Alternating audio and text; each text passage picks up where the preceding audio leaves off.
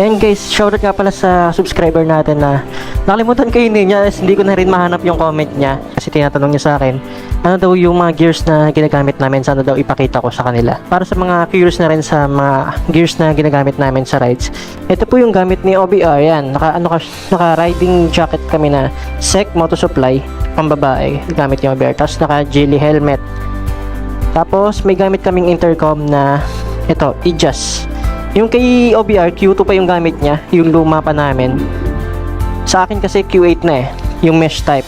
Yan, tapos padded po itong jacket na to sa Seiko, sa dito